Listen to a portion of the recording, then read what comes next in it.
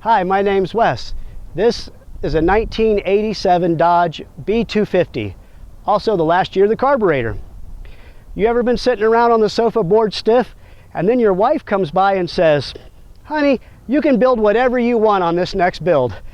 Now, of course, first of all, we probably never hear that, but mine said that, and she also said, with one little stipulation or two, I want seating for 6, of course, me, mama, and the kids. And it has to have something kind of diamond or roll with a diamond theme, but honey, don't overdo it. So we started out shopping. I was looking through the normal stuff, Marketplace, Craigslist, a couple other sites and stuff, and I'm looking for a good van to build. And I'm watching a couple of them, see, you know, checking this and that and reading about it. Why are they selling it?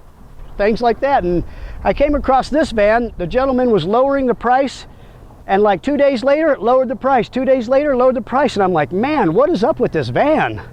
So I gave him a call, and, you know, right off the bat, I said, hey, my name's Wes. I was calling about this van. And he says, man, you are the first person to call about this van.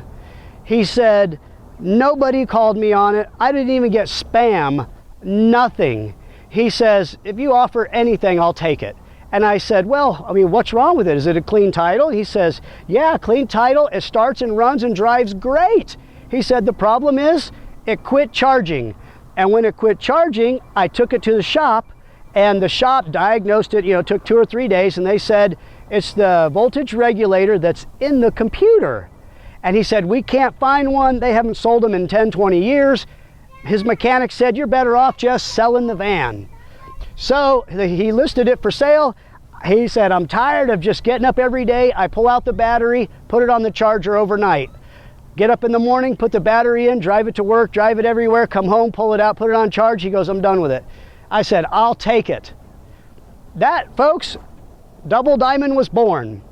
And the almost semi-sad part, even on the way home, after we picked it up, I mean, it's on the back, on the dolly, pulling it home. And I was telling my wife and the kids the story, and my daughter said, Daddy, that is so sad. That is the van nobody wanted. And I said, don't worry, we'll make it something cool. So we ended up getting the van. We took all the body work down. We, of course, did some cut and paste. I do like my mods somewhat simple, so you're going to have to look twice. But in general, I like my mods where the average person that maybe isn't a Dodger or van owner or doesn't really know them just says, oh, that's normal. It came off the assembly line. He painted it. Okay. If we start looking at some of the unusual stuff, this bumper, for example, is actually 3 pieces. It's actually made from an Olders in the early 80s model, and then that was my lower here, and the edge on the Dodge stops here. But I extended the bumper to come all the way to the edge of the fender. So the bumper actually matches fender to fender. Okay, rolling down, we did a little cut and paste for the doors.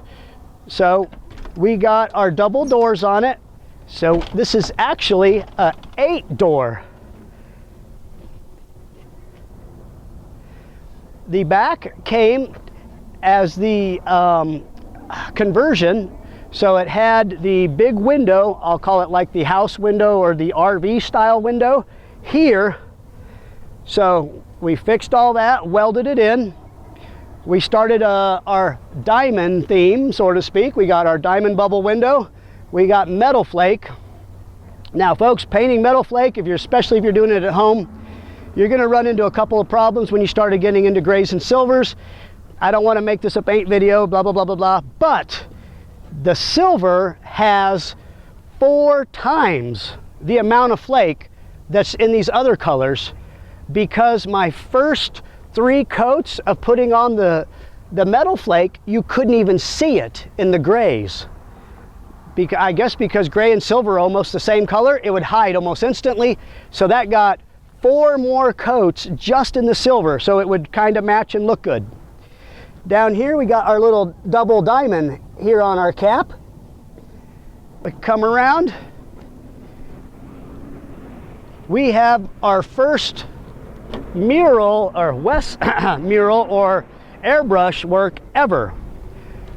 So my first one I shot was just double diamond, and it was kind of rough looking. I took it over to the wife and kids. My wife says, it looks okay, which that means. And then my daughter says, it looks like maybe 2 apples or a pear or something. I said, oh crap, okay. So I took it back and I reshot this. Now I did extra heavy flake in it. We'll probably open it to the sun here in a minute.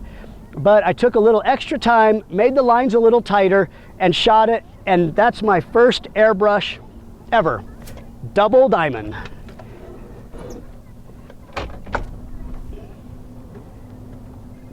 Inside, we took the window tint and we just did it real simple. I took the tape and I taped this way, then I just did spray paint. And now when you pull your tape, you left all your little diamonds on there. And of course the view through it, you can get little diamonds everywhere. Inside, we did big diamond tuck for a lot of the interior, the sides, the top, everything. We have the little diamonds to break it up. So we did little diamond tuck on the borders, so to speak. We hand sewed the front doghouse cover and the dash mat. A lot of the door panels got all big diamond tuck at the top, small diamond tuck at the bottom. All right, yes. Now the beach veneer is a whole nother story. That's 1974 birch veneer. I don't think you could even buy that panel in the last 20 or 30 years. And I got 2 of them I've been saving. And I thought, you know what? This van is beyond deserving. So we're gonna take that van that nobody wanted and we're gonna put some goodies in it. Okay, we come around to this side and we'll open the doors over here again.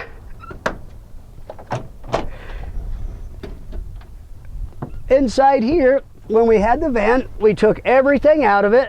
We were in here laying the floor and I was telling Mama, I was like, you know what? I could add about 12 hours to this and we can have a little trunk to put maybe drinks in, like a cooler, or put toys in or something. So I made a little trap door here that we can hide some things in. So sometimes if you're putting, you know, your cargo in there, or you're trying to get around imperial entanglements, possibly some drinks or cooler. So the second thing it's used for. But Mama said that'd be a great idea. Let's do it. So a little bit of extra time, a little bit of extra work, and wow, you can just do a little subfloor. Boom, done. It had the rotating seats that reclined. Spoiler alert, you'll see that in a future maxi video. In here, we did, as mentioned, the mini diamond tuck. We sewed the doghouse cover, and up there on the dash for the dash mat. Up above, we ran all of our switches and our overhead. We have the switch for the bubble windows to light them up at night, the LED. We got the switch to light up the LEDs in the cooler or the toy chest for the kids. And of course, so on and so forth.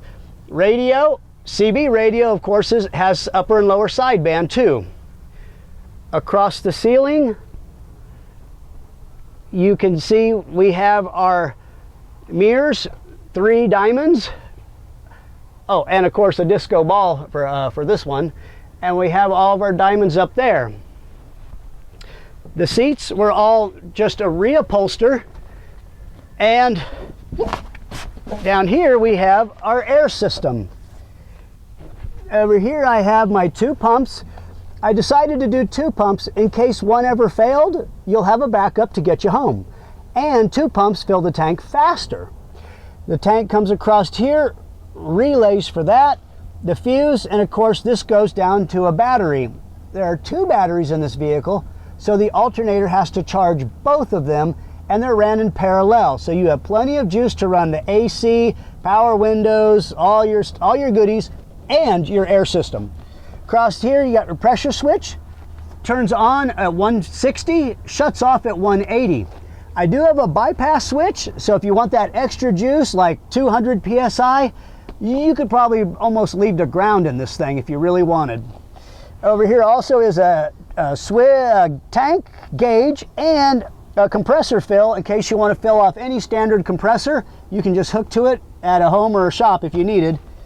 Extra parts from a bag to solenoids and a couple other things for on-the-road emergencies.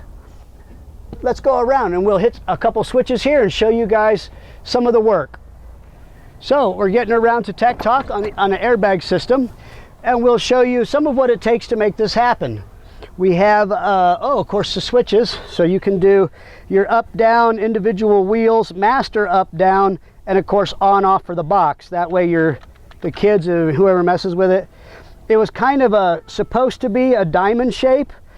A couple people said it's closer to a coffin, but it was supposed to be a diamond shape. And we can hit her here. Now, in the back, if we come through here, now for our bumper to go from the ground up about maybe 18 to 20 inches, you can't just do an airbag on top of the differential. Your differential to the frame, you might get 6 inches, maybe less. So what I did was I came in and I came off the main eye and I did my I-beam or C-channel down to the differential, and I did the airbag up close. So if my airbag is here, you get twice the distance with the throw. If the airbag's out here, you get half. That's Ricky. Hello, little boo-boo. So he's one of the 4 that's usually in it. And that pretty much gets your differential now to set up to here. When you do that, your differential is going to hit your frame. So you're going to have to make an A-notch to where your frame goes up into the van, over, and back down. That way the differential physically sits inside it when you're all the way down. Okay, we'll move to the front. Now, moving around to the front, we have our front airbag, which is pretty much removing the coil, and we come in and we put in the airbag where the coil would be. Now, this gets you a good 6 to 8 inches drop, as you saw. The only problems you're going to run into is when you want to try to go lower than that, or if you go full lockup, going up. So what you did was you removed a spring, you put in an airbag, but now when you go, let's say you went too high, you will actually lock up your upper and lower ball joint. In reverse, if you extended the bucket, let's say you wanted to go lower, they do not make a drop spindle for these vans, at least not that I've ever heard of. And instead of a drop spindle, you could technically use 2 lower control arms, cut them, re-weld so that the bucket is physically lower. If you make your bucket the lower, now the problem you'll run into is your ball joints locking up. So at this point, I thought, man, I got a good, 6 to 8 inch drop, and I just have to be happy with that in the front. And it does. I mean, this thing will crush a can or possibly hit a speed bump. But either way, the front end got that done for the up and down. Next problem, you're driving down the road, you're hitting bumps, and you're going up and down for the next 30 seconds. To stop that, you need to add the shock. So the shock will be a separate spot. You can't have the shock where the airbag used to be. So you're going to have to move your shock tower around in a different spot. For me, I've tried moving my shock tower out, but the problem was then my shock tower would now hit the wheel when you turn left and right. So instead, I moved my shock tower just behind the frame rail. Now, when you hit bumps, you do like a heavy-duty shock, of course, and now it will take the bumps for you, and you can drive it pretty much like any modern vehicle. It can take any little bumps and lumps. It goes up and down right through traffic, and it's a pretty, happy all-around system. All right. Well, you got to see and check out Double Diamond. Hopefully you enjoyed it. Whew. Boys and their toys. Thanks for watching.